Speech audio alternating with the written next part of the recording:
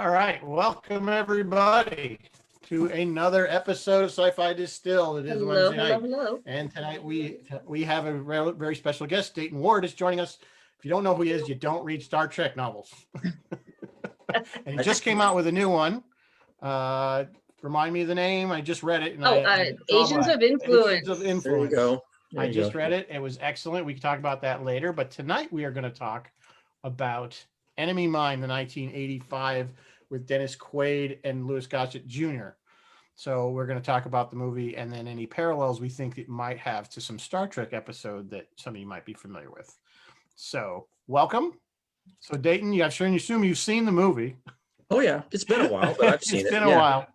So I tell you, this is I always felt this movie before Star Trek, the episode of, the Darmok episode that a lot of people kind of think this is like. I always felt this movie was a lot like There's a Cat. Was a lot like the old movie Robinson Crusoe on Mars. If you've ever seen that film, had not Burt Ward, Batman, Adam West. Adam West. Was in it he had a small part in it. But anyway, I always felt it was a lot like that because we have a guy who's kind of stranded on an alien planet and he kind of finds another alien guy that he hangs out with, and there's slavers, and it's kind of like almost the same story. Yeah.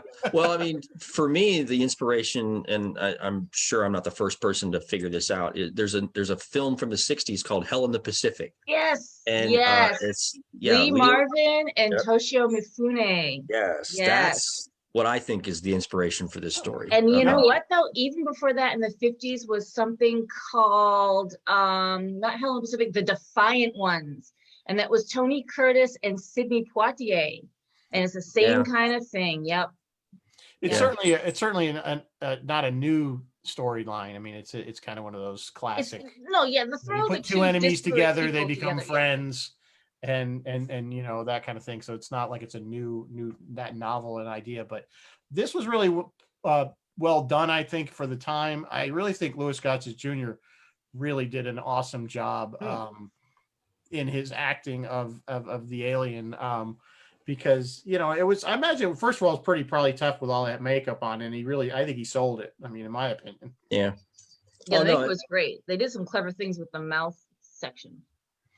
But before we get too far, I do want to, Roy, thank you for joining us. And we do a cocktail every week.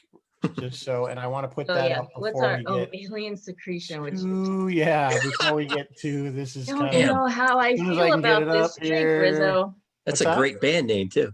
Yeah, I agree. It is a good band name. So here is the drink. It's called the Alien Secretion. It's pretty simple. It's vodka, melon liqueur, coconut rum, and pineapple juice.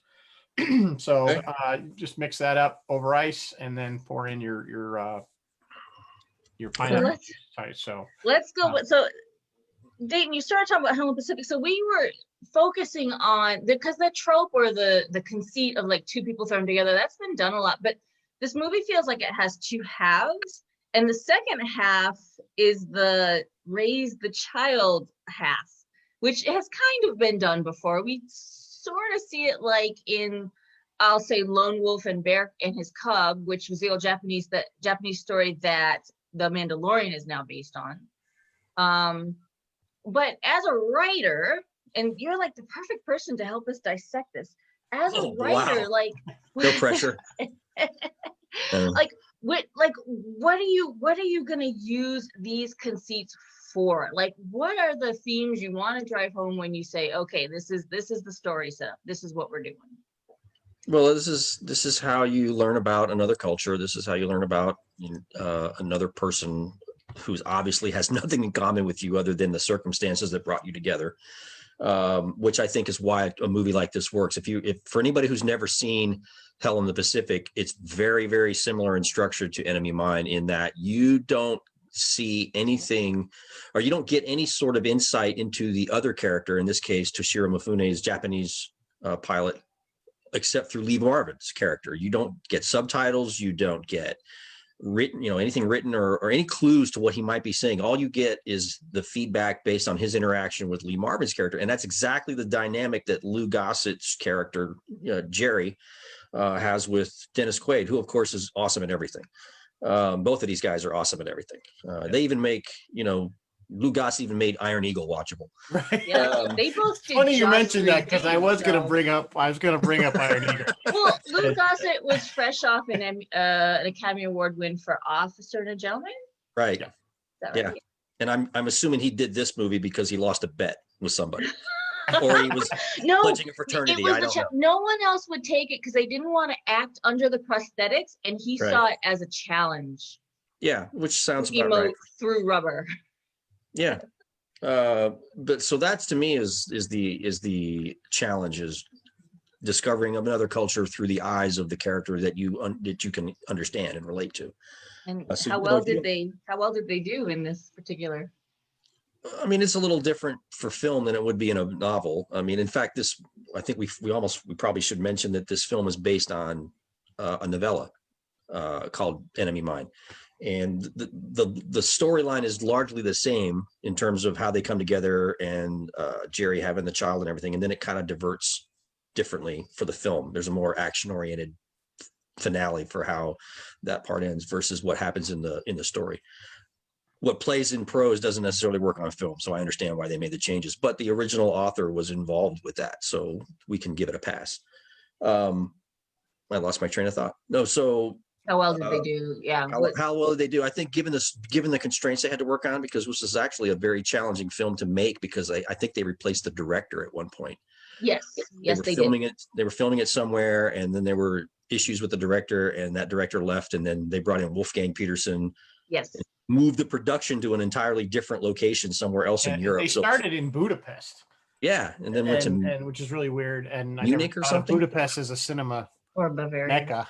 I'm sure it's because of the money, tax incentives and the dollar exchange value, and they could, All that good stuff. Yeah, you're absolutely right. They started with Richard Longcrane, who filmed a bunch of stuff, and then for whatever reason the studio was like, we don't like this, and so they brought ran in into Wolfgang. creative differences with the producer.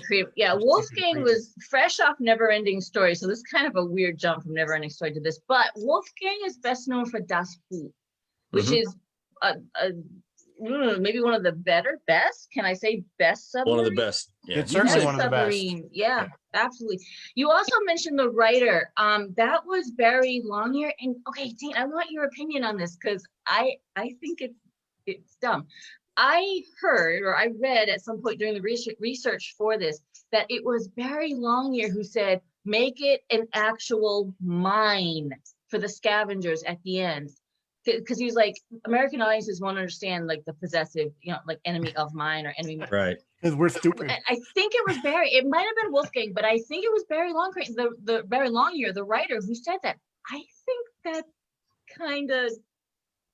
I don't think I love it. What do you think? I don't know that story, to be honest. I don't know how that shook out. I mean, I know that, and I have not read the story in a very long time, but as I recall, there is no mine, there are no scavengers in the no, I don't believe there are in the short story.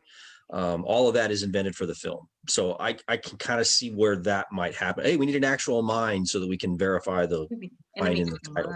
Well, we did have the miners at the end that were using the Drac as slaves. Right, but all of that's, I don't know that mine in there. I'm pretty sure all that's not in the story, the original story. I think they invented that for the film.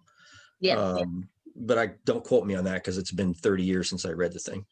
And I looked around and do not surprisingly have a copy of it anywhere. So I have to trust somebody else's. If somebody's yelling about it in the Facebook comments, feel free to highlight them. So yeah, I can believe that story happened, because I've heard similar things about how, Hollywood tends to underestimate the intelligence of its audience. That seems to be a recurring trope of its own. So yeah, it sure it also ran over. I think the original budget was about 17 million, and then after they factored in the marketing cost, it cost 40 million, and then it only made 12 million at the box office. So great. So it was not a financial success by any means. It was pretty, but I think at least in science fiction, I'm pretty sure I didn't see it in the theater in 1985. When did it come out? When did it come 1985. Yeah, but I mean, like in the summer or. Oh no, it was a holiday season. Okay, well, I definitely didn't see it because I was otherwise occupied during the holiday season of 20. Well, you know, it's yeah. So it was the No. holiday season. I'm pretty sure I watched this on VHS. I'm sure I rented it from Blockbuster. Yeah. You know, for those of you who don't remember what that was. Those VHS tapes, those big Yeah, square-looking things. I know I caught it on a rental or watched it on HBO. And that's a lot of these movies. I think that's where they get a lot of their traction. We had talked about some other movies that were kind of the same way. I think Princess Bride we had talked about, which was a similar. Initially was not a huge success, but picked up in the kind of the aftermarket sales. Yeah. Yeah, this has picked up a bit in popularity. People seem to like it. Yeah, I mean, I think it's just a good, solid science fiction story and well done. And like you said, two great actors in it. I always loved it. It's kind of got some good quotes in it. You know, that thing in the pit is uglier than you. Of course, I can't do it as good as. Where would you be without me? Home. Yeah. So I think it's just one of those. It's one of those sleeper movies from the 80s. I mean, there's a lot of movies like that from the early to mid 80s that didn't do very well, but have gone on to have cult followings. I think Outland is one of my favorites from the same general period. We're gonna do that at some point because On the list. So you should have called me for that one. I could well, have you can come back to that one. Come back. It's already all right. Movie. There you go, people. We're gonna do Outland at some point. Love that movie. Yeah, I might be Kevin and me. I think might be some people, not to get too Kevin off topic, Gilmore? but some people consider that like in the same universe as Alien. Like it's the same kind of. It's like taking place in the same time. If you squint, you can see it. Yeah. I choose that. I believe that. I think if you squint, you can see the connection. And Alan Dean Foster, who wrote the novelizations for both of those films, leans into that a little bit. You can almost see him trying to sell it.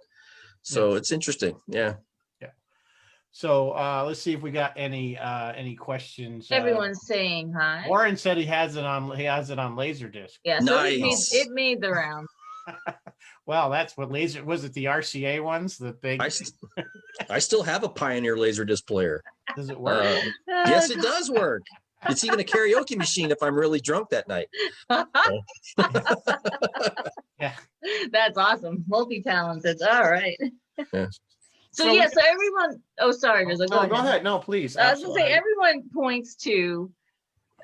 People do point to Hell in the Pacific, and that was a great movie. The Defiant Ones, but because we're Star Trek people, of course, we have to point to mostly Darmok. Although I did kind of throw Arena in there a little bit too. Were there any other Star Trek ones that I'm forgetting about where they just threw two people in together? I'm trying to think. Yeah, there's several actually. There's a couple, I think. Yeah, actually. Well, go ahead, John. There's The Enemy, which is a TNG episode, the one where Geordi and the Romulan are trapped on the planet. Yeah. And they have to work together to tell the Enterprise that they're there. There's a Voyager episode where I want to say Tuvok and Harry Kim are trapped on a planet and they have to work with a couple of aliens who are I can't remember which one it's called. I want to say Gravity, but that I'm not sure. And there's an Enterprise episode that they do that where Trip Tucker has to do something similar. I'm blanking on the title of that one. Yeah, with the princess that escapes. And then I can't remember the title of that one either, but yeah, you're right. So the trope is useful to write. Oh yeah, it's everywhere. Useful. Yeah, it's around. Here's a deep cut for you. The one good Galactica 1980 episode, the one with Starbuck in it. Right. That's basically a riff on this. Yep. Yeah, and he crashes on a planet, and there's a girl. With a Cylon. That was the only good episode out of that entire series. Yep. Yeah, I kind of remember that too. Yes, we talked about that. I think we've talked about that episode on other episodes of this show in reference because we were saying how we were talking about Battlestar when we were talking. I think, or maybe it was when I was on Roy's show doing. Oh, maybe the original Battlestar. Yeah. Anyway. So of all of those, Darmok is the one that gets pointed to the most, but there are some differences, like where Picard is like the warrior philosopher, and he gets down to that planet. Paul Winfield, and that character's name was Dathan, something like that. Dathan, something like that. He was a like kind. He was also kind of a warrior philosopher. Like they were both intellectuals and interested in thinking this through and working it out. Whereas in Enemy Mine, the Dennis Quaid character, Davidge, he was kind of like a jarhead. Like he was kind of like shoot first, ask questions later. His reckless actions are what got them. He killed his navigator or his bombardier or whatever that guy was. I mean, he got that guy killed basically. So they're really, really disparate as far as, you know, comparing two shows, and yet the same concept is there of like, okay, we're gonna work together, we're gonna learn each other's ways, and then we're gonna get out of this mess. What I like about Darmok is the Star Trek twist for this is that Daython, they basically engineered this situation so that he can figure out a way to communicate with Picard. Yeah. He understands that, you know, they have to find a way to communicate. So he basically sets these events in motion to put them together so that they can figure out how to communicate with each other. That's what I like about that story. It flips the trope a little bit, rather than just being enemies at odds with each other who become friends, which that's been done. This is a nice twist on the formula, which I would have expected from Star Trek at that point in time. They were kind of firing on all cylinders back then. Yeah. This is on list. Darmok's on list of like top 20, top 10 episodes. Like it's pretty well loved episode. And you know what the most funniest thing is we have now become that culture. We are what was Dathan? Started with a T. Can't remember. We are that culture. Memes basically do that. Like I am conveying thoughts and emotions to you with a picture of a kitten, and you know what I'm talking about. You know what I mean? Like that kind of thing. Somebody has actually gone the extra step and created memes of Daython where he describes memes, like, and it's, you know, but he does it in Darmok style. And I saw it the other night. I saw a series of them that somebody had done, and I was cracking up loud enough that my kid came down to see what I was laughing about so hard. Because I'm like, okay, we have gone. I need to go find those. That sounds awesome. That's some good stuff right there. Yeah, I don't know who came up with that, but he or she is a genius. Memes, describing memes. Yeah, that's awesome. It's true though. You know, it's like we've come down to this soundbite headline kind of we get just this brief, and that describes what everything else. There's no, you know, and it really is in a weird way, a scary parallel. I don't know if that's good or bad for us. Yeah, no, scary is why I said scary. I don't think it's good. Yeah.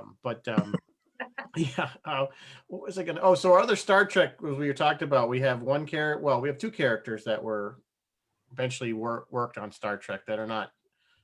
We have. Oh yes, all our weekly segment.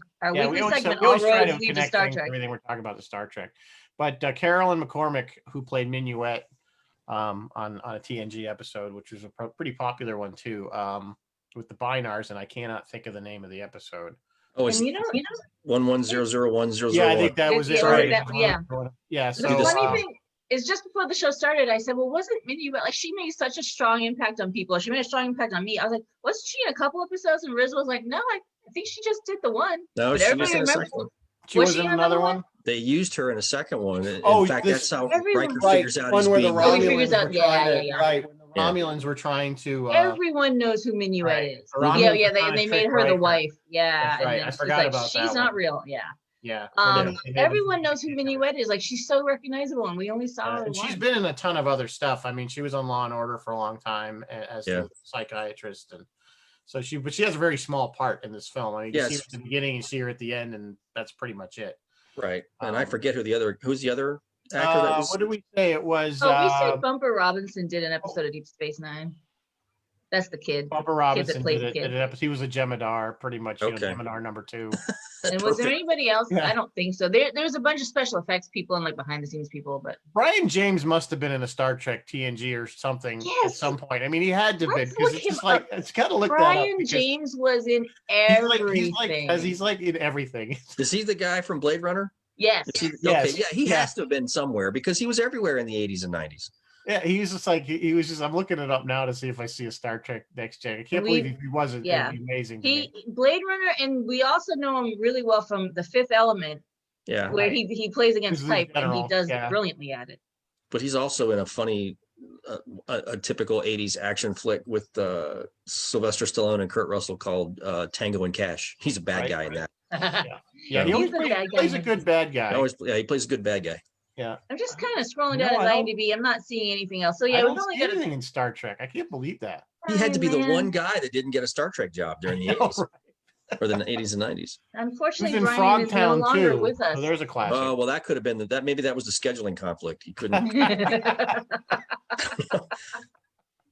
Yeah, that Oh, has well. to be it. So mean, you yeah, know- so we've only got a couple little short roads leading to Star Trek this week, but that's okay. We'll make up for it. Well, you know, another connection to the storyline. I don't. You remember there was a show in the early '90s called Space Above and Beyond, which I thought Oh, was yeah. actually a really good series.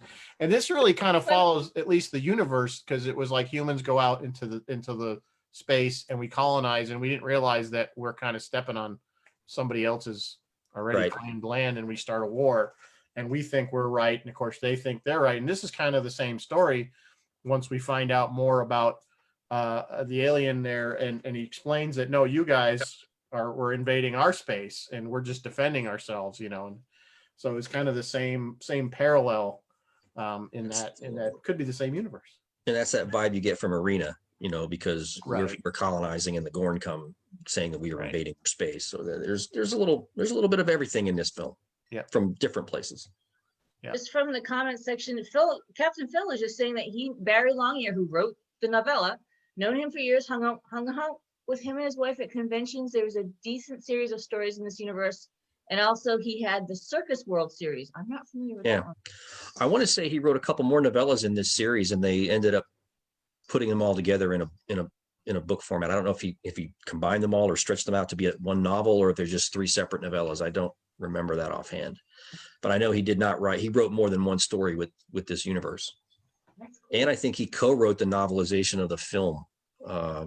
Either wrote it or co-wrote it. I don't remember offhand, but I remember the novelization. I think I may have even had it at one point, because that was back in the day where you could read the movie if you didn't get to go see it in the theaters. You know, We can still kind of do that. kind of do that, but it's not like it was back in those days. So Right. I just dated myself there. Sorry. We're all Not really, we're all dated. We're all Mhm. right with you. Dated group. We all So know any what questions Blockbuster is. you guys have for Dayton or whatever, please feel free to Type whatever them in, the- yeah. It's pretty there's a quiet bit of a in the chat delay, section. so Yeah, and there's also a delay. there's a delay. But so what else can we talk about with this film? I mean, it I don't know. I just really enjoy it. I don't know why. I hadn't seen it. I rewatched it a few weeks ago, preparing for this, because I hadn't literally seen it in probably 20, 30 years, you know, since I saw it on VHS. But it really, I think it holds up. A pretty streamlined film, right? Yeah, Sorry. I mean, no, the storyline holds up. Obviously, it's a classic storyline, and I really enjoyed Louis Gossett Jr.'s performance. I said that earlier, and Dennis Quaid's, because he kind of plays a bit of a jerk at the beginning, and then he kind of, you know, obviously warms up, and then of course he has to take care of the kid at the end. Well, I mean, he's the guy that's not prepared for this. He has no equipment, he has no supplies, he's just kind of there, and he doesn't really seem to know what he's doing as far as survival, which there's a big question there, because I'm like, Right. you would think a fighter pilot would have some kind of survival training. Even our current fighter pilots, and I know this because my brother-in-law was a pilot in the Air Force, they have to go through massive amounts of survival training, and on the planes they even have basic, you know, survival equipment, so that if they're down in, you know. Right. But that's a lot like what happens in Hell in the Pacific. It's Lee Marvin's the buffoon as far as trying to get by, and the Japanese soldier is the one who's living off the land. He doesn't need anything. He's got everything. He's got one knife or whatever, and that's enough. You know, and he can figure it all out. Whereas Lee Marvin is just stumbling all over the place until the guy actually cuts him a break. So it's as I recall, but so it figures, but it's similar structure. But then they start working together. I mean, as I remember, it's a pretty lean plot. I mean, it's just they're on the planet, they're at odds, they become friends, and then he has the kid, and right, and then there's the slavers miner people that eventually he sees, and you know, he knows at that point he could go to them and be rescued, right, human, but then he realizes that they have all these Drac slaves, and he's got Samus there, and he's like, I can't. So he basically gives up his freedom, or his being able to be back in the world for the kid. So there's quite a bit there. Geez, I had a thought and it just went right out my head talking about. No, as I Sorry, remember, Elizabeth. as I remember from the story, the novella, they see a ship coming, but they don't know who it belongs to. They don't know if it's a human ship or a Drac ship. So this is him and Zamish. This is the kid, not Right. Jerry. So they set out, and I think Davidge, the human, gets injured, breaks a leg or something like that, and the kid ends up going off to find the ship. But the human's eventually found by other humans and taken back to a base or a ship or something. And at that point, he learns the war's been over for a while, and they're now working together.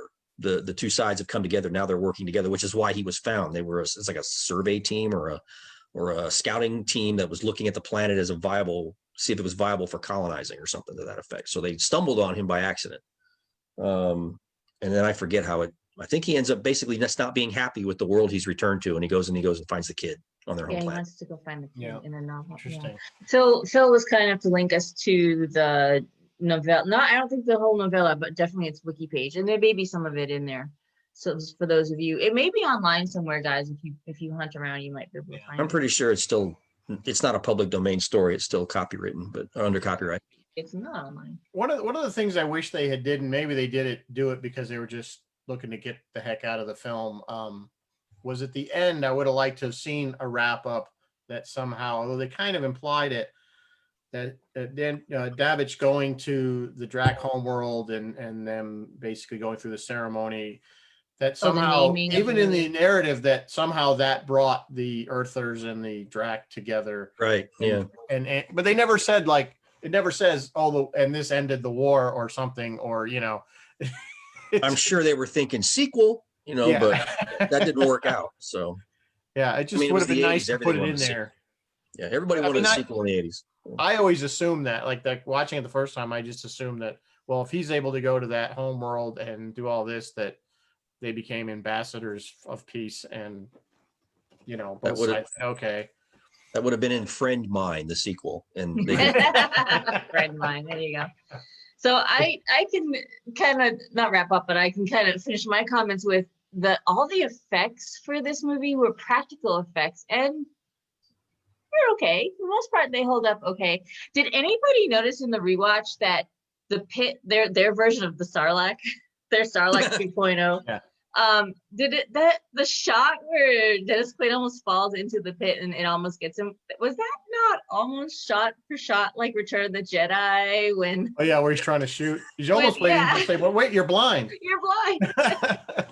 That, like, almost the same, even the way even the way it kind of came up and wrapped around his leg, even an over the shoulder shot, like it just seemed almost Hollywood never does that, so I don't know what you're thinking. It's an homage. Copy this. The Hollywood would never take a classic scene and then remake it for their movie, so that that, and then he's running with the kid on his back, and I was like, oh, it's like Luke running, because it wasn't the kid, it was clearly Yoda. Yeah, like I mean, really, Yoda. Yoda back. I just always wonder why these planets always have like meteor storms. I know, really. It's like all these planets have meteor storms, and I'm like, you think little rocks this big, they must have been huge when they started. It wasn't, because they're burning up in the atmosphere to get down there about the size of a small basketball or whatever. Yeah, it's. You got to wonder what they're mining there to go to all that risk, because apparently this planet gets hammered on a pretty regular basis. So and when they showed the mining operation, it just looked like rock. So it didn't look like it didn't. They didn't make it clear that it was some kind of ore. Yeah, some kind of mineral ore. I'm sure. You don't really. It's not. I guess it's not important. So, let's see, Phil. That's another long post here. I want to see. What Phil's writing essays to us.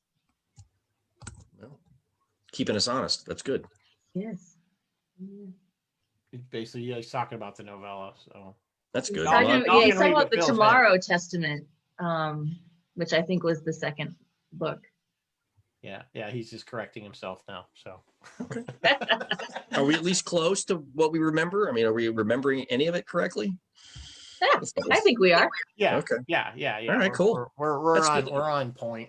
We're on close enough. So between the two, so you're forced to watch them on a loop. Which one are you gonna watch? Star Trek's Darmok. This is a dumb question. I know the answer already. Really? Star Trek's Darmok or Enemy Mine? I think I'd probably watch Darmok just because I like I like the way that story works out. I mean, not to ding the movie. It's just I like the Star Trek version of that story better. I agree. And I like. Well, it's got Patrick Stewart, so Oh, yeah. come on. Now. Actually, I was trying to decide, okay, could this story have worked with one of the other captains? You know, and I'm like, I don't know that. Well, maybe Janeway. Janeway might have been able to make it work, but Let's see how Pike turns out. Pike, maybe the new Pike. that could So be. far. That's true. But let's see more. Let's see what we've only seen a little bit. I couldn't see Kirk. I don't think not to that Kirk level. would be making a rudimentary lathe. Yes. No, I mean he would figure it Now out. you but I don't know that- could probably get away with it if it was Spock and not Kirk. Yes. Yeah, Yes. I mean, Spock being versus. more logical would figure that out. I think to be I fair, think- Kirk's Yeah. educated. He is educated. He's not stupid. No, He's I just- didn't say I mean, he's just more shoot first, ask questions later kind of a guy. I think. Possibly, but I mean, I just think it lends itself to Picard's background with his love of literature and his love of Shakespeare and his love of stories like that he was able to latch in on what was happening. That he And would he is figure more of it a out. diplomat. And he's more of a thinker. You know, he's Right. much And he's the more philosopher, introspective. Yeah. I think Janeway probably could have pulled it off though. Of the legacy captains, I think those two are probably best suited to a story like this. No, and you don't think Cisco? Yeah, no, maybe not. Okay, yeah. No, I'm not saying they're not suited. I'm saying these two are the best suited. Hmm. I think, you know, you have to write it a little You know, differently to compare to those That's a captains. funny, not a funny point, but that's an interesting point you make about Kirk, because Kirk was described at the Academy as being bookish, right? Very like serious kind of- student. Yeah, very serious student. So yeah, I don't know. How did he get to be so cavalier? You know, I think that's just the writers making him the action hero, They just which is needed- common for a We need 60s this now. show. Yeah. If they Well, I wrote mean, that character even from in scratch, Arena, you know, he doesn't want to fight him. right? You know, he And kind you of gotta No, admit, and then he real you know, and then he had the opportunity obviously at the end to kill him, and he chose not to. So it's not like he's not, you know. and you throwing have to give him knowledge props for like that. figuring out how to make gunpowder. I mean, that's Right. not something that you just pull out of your hair. You know, I mean, I'd have to look that up. And you know. solid sidebar, Hollywood weapons pretty much. They proved tried that it. It's not Yeah. going to work. It's like this isn't gonna. Yeah, you well, that's couldn't because do they're it. not Kirk. They're not James Kirk. That's why it doesn't work. Okay, that's why They the don't have Mythbusters the couldn't do Kirk it. Either. food. Because basically they were saying because the formula for gunpowder is just very specific. You can't Oh, just it is throw all very- this stuff together and just and Yeah, light but- it and hope it explodes. But that's wwhy he's the captain. That's why he's the guy. So he's the So, captain because he can put it in a bamboo pipe and I just. think Mythbusters tried to break it down too, and it didn't work for them either. And of course, my I see you first got thought was your well, you shirt built it off. backwards. So Although I think they did realize that it would work if he actually, at least on the show that we were involved in, it would work with the bamboo and everything if you actually had real gunpowder. if you had real gunpowder, Yeah, Oh, if that's you had right. I real remember gunpowder. that they did. Yeah. They shot on your sets, didn't they? Yep, They did. Yeah, That's yeah. great. I actually was an engineer in the background, bald fat guy at the Awesome. engineering station. Forgot about that. Some Yeah, of us had no. cameos. Yeah. The fat bald engineer at the engineer where Scotty normally sits. But you only saw the back of my big chromus head, so hey, it was my less than 15 minutes of fame, I guess you want to look at it that I way. think it would have been 15. fun, Yeah. right? Fun. It was fun to do. Yeah, it was fun to do, and that crew was a lot of fun to work with. They were very impressed with the sets, as you can imagine. So I actually ended up watching the rest of the shows in that first season because of what he did with you guys. Oh, really? Yeah, he did a couple other ones. I think he broke down Die Hard, and there was one other one that I thought you was did Jaws blowing up the Oh, tank. Did they do maybe that one? I think so. I don't remember if I saw that, but I did see the Die Hard one where he tried to prove that you could shoot through the glass while swinging from the fire hose outside the building. You know, when McClane does that. I forget how he did it, but and then crashed through it. You know, like Yeah. shattered enough to be able to crash through it. So I remember that much, and because they had I think he actually did. I think he suited up and got into a big protective suit and then rolled with it and tried to crash through the window. Yeah. They did another one where he's, the old Western where the guy's being hung Right, and the guy shoots the rope. right. They see whether that could do. You have to be quite a crack shot. I don't remember what the outcome of that one was, or whether he actually was able to do it or not. But I don't think you can just do it off the hip. I think you'd have to be like taking your time and sighting in like a sniper. By which point the guy would be dead and it wouldn't matter. Right, exactly. Most of the time, the idea is that they snap the neck. So as soon as the rope drops, you're pretty much should be dead, unless you really wanted to be not a very nice executioner and you just let them only hang enough so that it's all for the crowd. You know, it's what entertains the crowd. So we're way off topic. Enemy what? What was the movie we were talking about? What were we talking about again? That's all right. That's okay. That's how we roll. Yep. Roy was saying he was the one at the helm. When you were sitting at engineering, Roy was at the helm. That's right. Roy was at the helm. I forgot about, and Brian, I think, was there. And Brian was sitting at navigation. Yeah, we had some of our regulars were involved in that show. So it is still available, I think, on Netflix. Netflix? I think it's on Netflix. I think I saw it on Netflix. Yeah. Go see us, folks. Yeah. Hollywood Weapons, the last episode of season 1, I believe it was. So if we dug the enemy mine as deep as it's going to go, I am curious to hear Dayton's opinions on some of the cool new stuff that we've got now. Have you checked out Lower Decks? And what do you think? Yeah, I've seen everything. You've seen everything. by virtue of what I currently do for CBS, yes, I've seen it all. I've been consulting with them for over a year now, so I get to read all the scripts and I get to look at stuff that's in process. And then do you get to say, hey, that's wrong, it wouldn't go that way? To a degree, I offer suggestions about continuity and Star Trek lore, and then they are free to ignore me. Do you help plant all those gazillions of Easter? Because that's what I love about. No. In fact, there are so many sight gags in these things that I get to watch. By the time I see the final episode, there are so many sight gags that are not referenced in any of the scripts that I'm backing up and rewinding and checking them out. Yeah, that's what I love about it. Like I have to watch it multiple times to catch everything. Yeah, I know the dialogue. I know what the dialogue and the story is going to be, but I watch for Lower Decks specifically. I watch because of all the visual Easter eggs that are just buried and baked into everything. They're everywhere. You think you caught them all? No. I am enjoying that very much. It is a lot. Very much. Yeah, it's entertaining, and a lot of people, is it Star Trek? Well, I don't know. That's your opinion. As I tell people, it's the same kind of jokes that we make as hardcore fans. We invent these situations. We have a little fun with it, but I don't think we're doing it disrespectfully. We're having fun with the material, not poking fun at it. And we're not punching down on it. We are enjoying it as regular people. We crack our fair share of jokes, but we still do it out of a place of love. And I think that's where they're coming from. I agree. Mike McMahon seems to be a huge fan, particularly of that era of Star Trek. And I think that comes through. It's been a lot of fun. When I read it on the page, I really honestly was not sure how this was going to play, but having now heard how the dialogue is voiced by the actors and how the animation works, it's really, to me, it's just a nice little change of pace. We have plenty of other Star Trek that doesn't do that we can have this one thing that kind of breaks the mold just a little bit. So I'm okay with it. It's been fun. Yeah, I agree. And you hit the nail on the head. It is coming from a place of love. So yeah. Kevin and I were saying, we make these same jokes at each other. I post, anybody who follows me on social media knows I make no shortage of Star Trek jokes, but I don't do it in a denigrating or insulting manner. It's all from the fact that I just love the property. So all my jokes are good natured.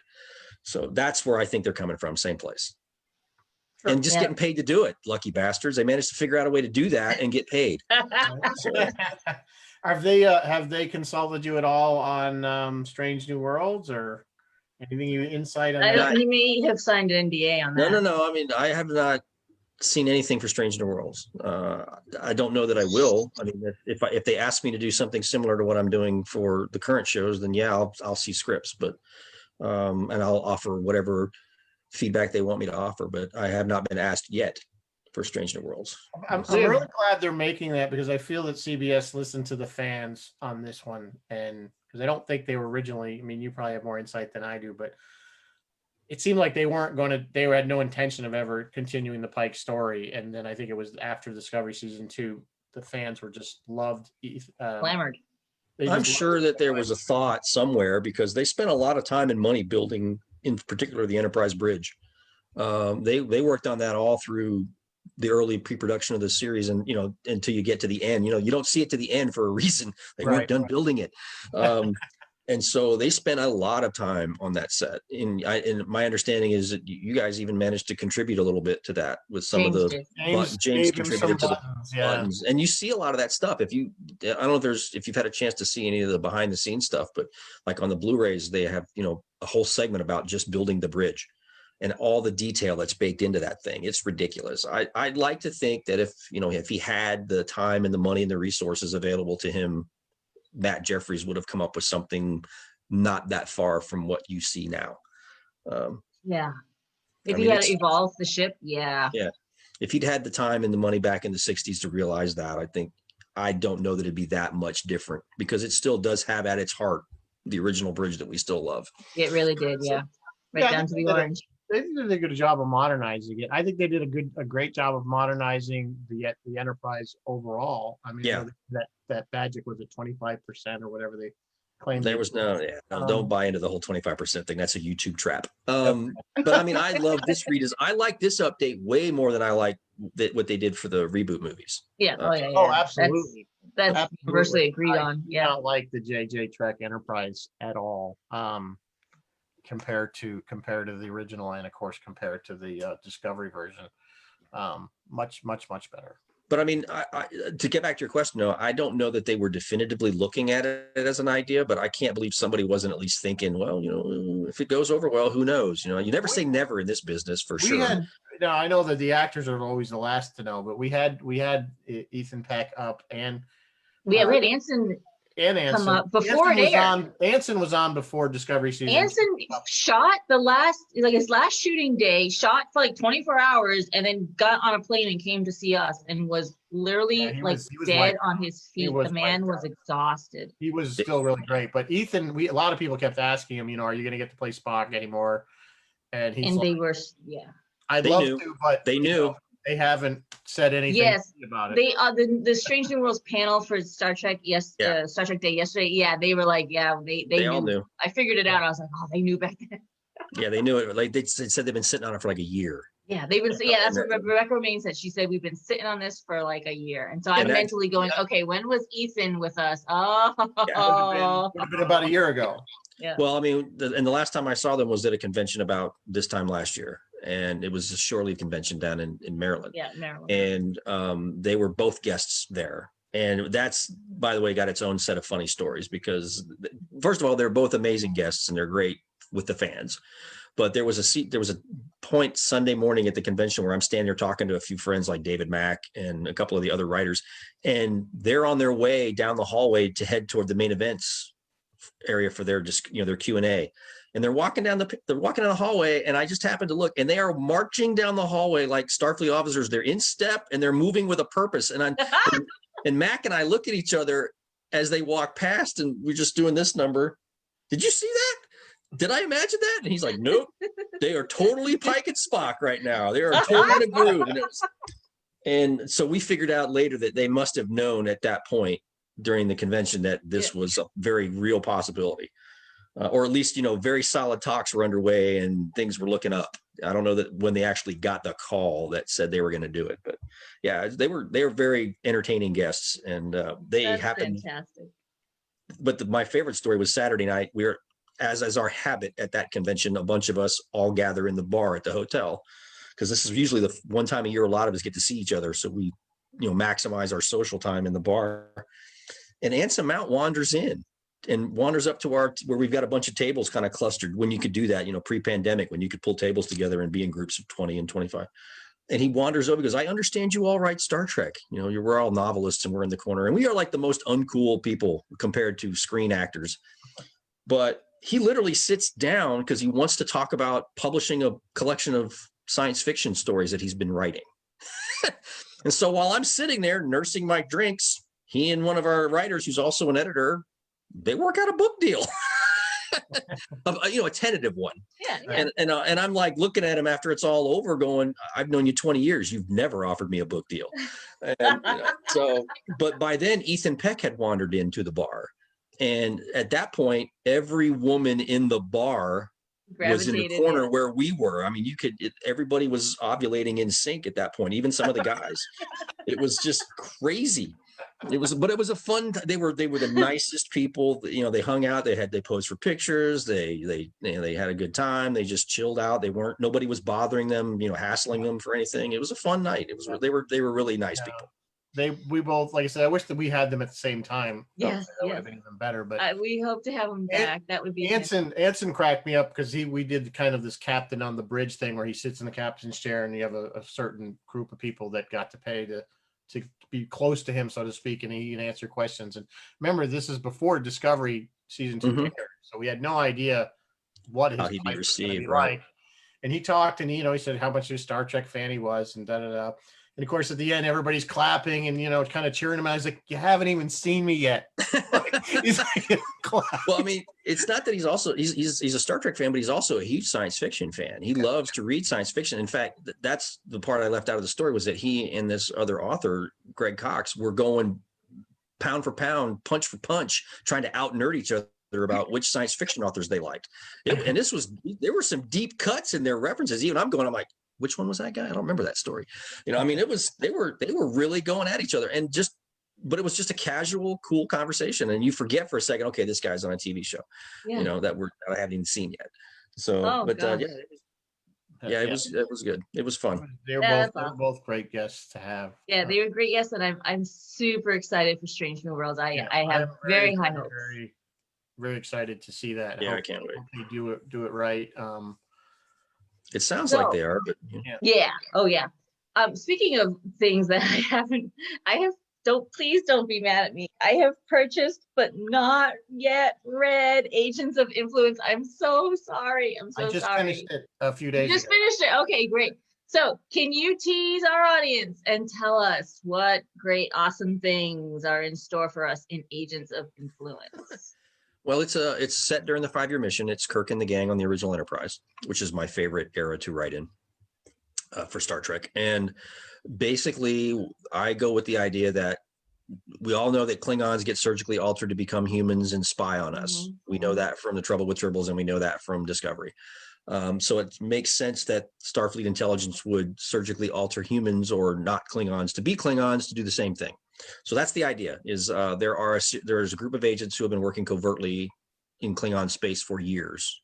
They don't have a lifeline. They don't have a handler. They are on their own, and they finally decide that they are about to be exposed. So they get out. They activate their extraction protocols, and they're supposed to rendezvous with another starship at the border, but that goes horribly wrong for reasons that become clear as the book comes along.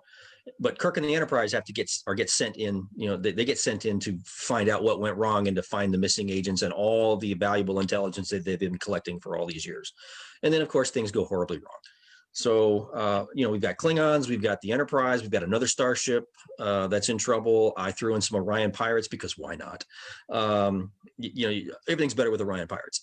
And Admiral Nagura's in there, and the kitchen sink. So I tried to I wanted to write a Cold War kind of Hunt for Red October style story this time around. And the original series lends the Vanguard series, if you guys have read those. Yeah, if you've read Vanguard and or the Seekers novels, the other starship is the Endeavor, and I use that captain and crew that we fleshed out for Vanguard and Seekers to be my supporting players for this. I can't recommend that series enough. That was such a great series of books.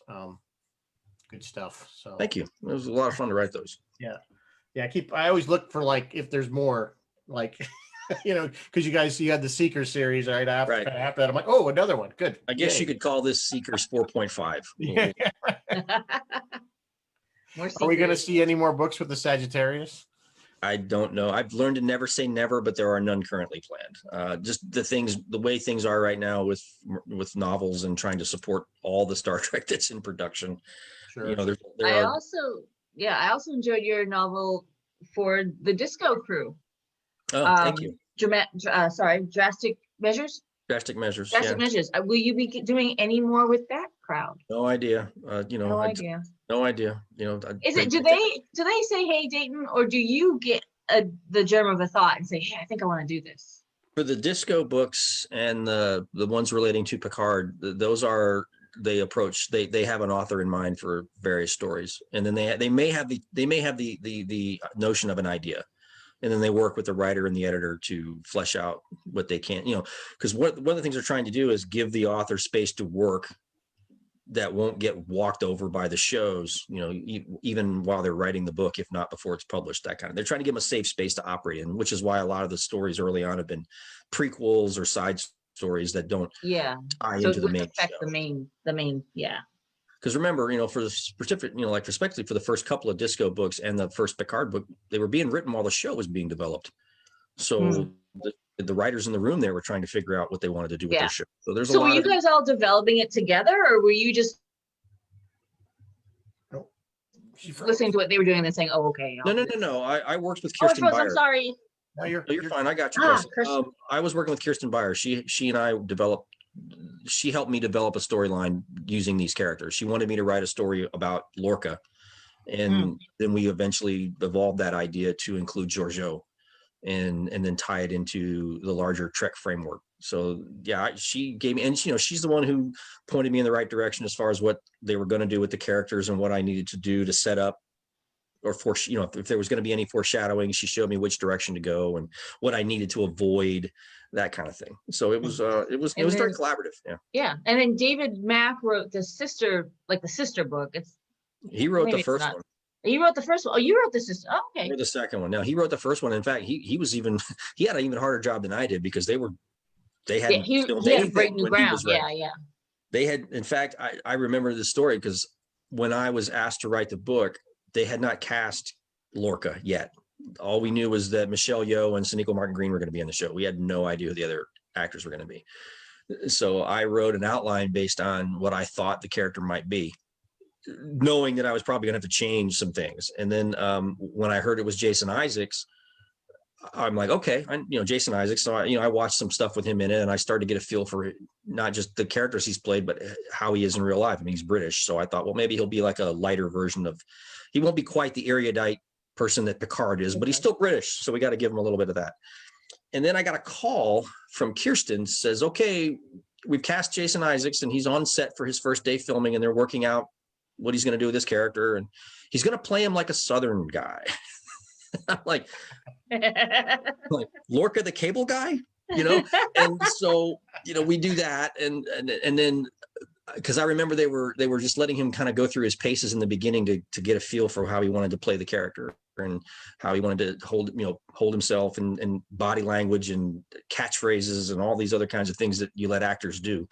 And so I ended up going back and rewriting significant portions of about the first third of the book, which is where I was at that point. So I'd actually started writing the book before he'd even been cast. And then I had to go back and modify that just to account for how they were going to portray him on screen. And I knew the whole time when I was writing the book about the twist, in season 1 when it comes to Lorca. So everybody asked me that. Did you know he was going to be the evil Lorca? I'm like, yeah, I knew all the time, which is why that very last scene in the book is there. The little catch scene at the end, the post-credit scene. Well, I enjoyed it very much. I enjoyed both those books very much. I'd like to see more. I'm excited for the new season. Well, there are books in production for both shows as we speak. They just haven't been announced yet. So, man, the production machine, is firing on all cylinders. They're really capitalizing on the whole stuff. Yeah, right. Yeah. It's like it's become its own company. I think they want to get to a point where they're not going to have more than one show on at one time. They're not going to see like multiple episodes dropping from different shows every week or anything. They're not going to get there. I think their goal though is to have a new show, like year round. So like one wraps up and then the next one takes over, and then that one wraps up and the next one drops. And so you're getting, a new episode of Star Trek every week around the clock, around the calendar. So around the year, yeah. Year round the year. And that would be amazing. That would be, if they can pull it off, it's pretty amazing. Now that was before the pandemic, so I don't know where we're going to be at, but I'm okay. I'm okay with Star Trek every week. That'd be all right. I would love Star Trek every week, but I think, and fans will love Star Trek every week, but I think we'll miss eventually the conventions. Well, they'll come back. People in person. Yeah, I hope so. Hopefully by next summer we'll be somewhat back to some normal. I genuinely hope so. Phil is reminiscing about Shore Leave. Shore Leave is a great little convention. And then Dave Alfredo says, how come you didn't do Strange Brew Worlds? Because That's Dave. It's next year. That's next year's show. I think actually Warren said that first. Just to get Did Warren say it first? What I like is that each of the shows is different. It's got its own tone, its Strange own New style. World. So you're not getting the same meal every time. You're going to get exactly. Discovery, then you'll get Picard, then you get Lower Yeah. Decks. You get, everything's a little different. So there's got to be something out there for everybody. Something, something out there appeals to everybody. Absolutely. Yep. And Discovery drops next month, right? Yeah, October 15th. October 15th, is that right? Or Whatever that Thursday 13th is. or The week right 15th. after Lower Decks wraps. So October 8th, October 15th, somewhere in there. Whatever that Thursday is right after the last Lower Decks episode. So the following Thursday, it's Discovery. They just released another trailer for that, which looks good. They released one yesterday during Star Trek Day. I know that. Yeah. They just released that's the current one. Gives you a little more insight into what might be happening. Yeah, it's going to be a Discovery crashed on a planet. Going to be a ride. It's going to be a ride. Yeah, so that's Can't kind of wait. reminiscent of a few Star Treks with crashed ships. I cannot wait. Yeah, Wow. and I'm looking forward to that. Certainly. So we can't wait. And of course, you have any other books that are coming down the pike that we might? Anything else you can This tease is us your with? chance to pitch them to our huge audience. The next release I've got is an anthology. Kevin and I have a short story, an anthology called "It Came from the Multiplex," and it's all stories that are inspired by 1980s horror movies. So if you like those kinds of stories, like Return of the Living Dead, Fright Night, those kinds of movies from the 80s, that's where we drew our inspiration from. So Right. it's so Kevin and I wrote a story set in an old one-screen movie theater that's on the downhill slide because multiplexes and malls are coming in vogue in the 80s at that point in time. So, and it's haunted. Of course it's haunted. Those movie studios are always haunted. So yeah, so that comes out next Tuesday, as a matter of fact. That's dropping quick. Comes out, and the company, it's the publishers, Hex Publishers. They're a small independent house that's in Colorado. All right, well, we'll keep our eyes open for that too. We'll try to make a post on our page for that. That sounds like it could be the most awesome movie. Like, I hope you can get the movie deal for that, because that sounds fun. Film rights for that. Yeah. I wish. It'd be all right. Yeah. My kids' college funds would thank me. That's for sure. Before we get too far wrapped up, I want to just pitch next week. Oh, and if those of you who watch our sister show, Roy's Tie-Dye Sci-Fi, he does sci-fi of the 50s, 60s, and 70s. Roy, I think you're out there, and did I check what you're going to do next week? No, of course I didn't. Tell us what you're going to be doing on Friday and Sunday. In the meantime, Rizzo will pull up. I think it was a rather obscure one, if I remember. But yeah, it was a rather obscure one. It wasn't Robinson Crusoe. They just did that one. No, they just did that one. I need to get in the habit. I need to check with him. We're sorry, Roy. Sorry, Roy. I got to get back. Roy's much better at pitching us than we are at pitching him. Roy does a really good job promoting us. We do a rubbish job promoting Roy. So to pitch us, we're doing one of my absolute favorite books, and this is the BBC version of Hitchhiker's Guide to the Galaxy, and Dave Lafredo is going to rejoin us again to talk about that. This is, of course, the 1980s version, not the 90s 90s remake film.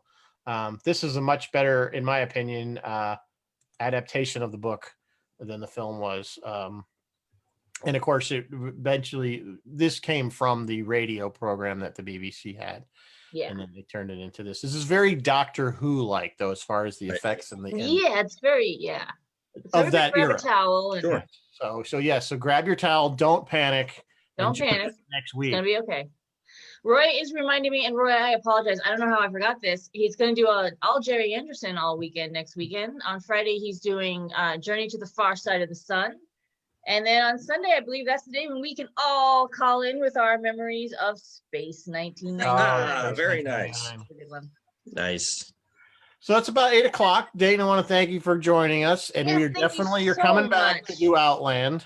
Okay. So when is that? We don't know. We don't know. We'll figure a date out what works for everybody. Probably next month. But we not a real show. We don't have a production on. Yeah, we're not. All right. Did you catch that? We're not exactly. So, but once again, I appreciate you coming by. Absolutely. And everybody, we'll see you all next week. See you next week. Thank you. Bye-bye.